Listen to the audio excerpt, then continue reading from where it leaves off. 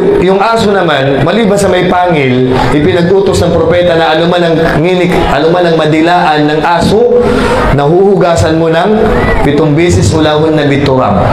Yan ko ni paguna na lupa, tapos ayan mo niya ig.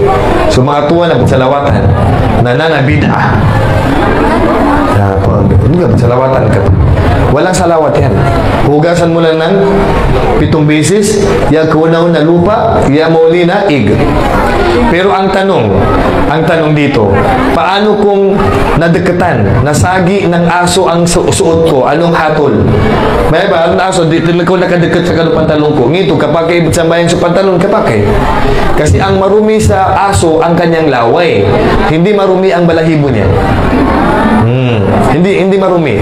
Kaya pag nasagi ka ng aso, atau ka nadekatan ni balog kasinganan, sa dikanan hindi nila, yan importante na hindi basa ang katawan niya, na hindi marumi ang balahibo niya. Pero kung inamoy niya rin yung suot mo, at hindi niya dinilaan, na hindi rin marumi yung suot mo. Maliban kung dinilaan niya, saka mo lalabahan yung suot mo. Kaya yun man yung dapat na ituwid sa atin, yung mga ganyang paniniwala. Pwede bang mag-alaga ng aso? Hindi pwedeng mag-alaga ng aso sa loob ng walay. Adan man na niya pagayang sa aso sa loob pa walay.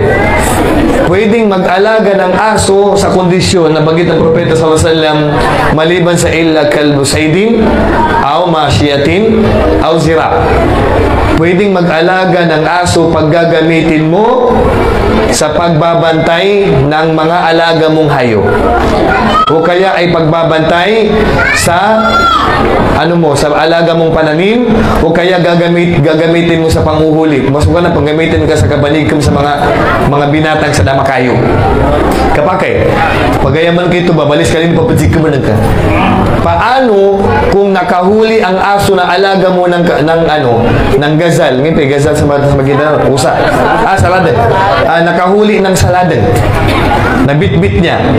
Kapag ka pinadala mo yung aso mo nang sabihin mo, Bismillah, tapos nakahuli ng minatay dan, na halal so saladen. Kaginaturan ba yung sumbali nila so aswan to?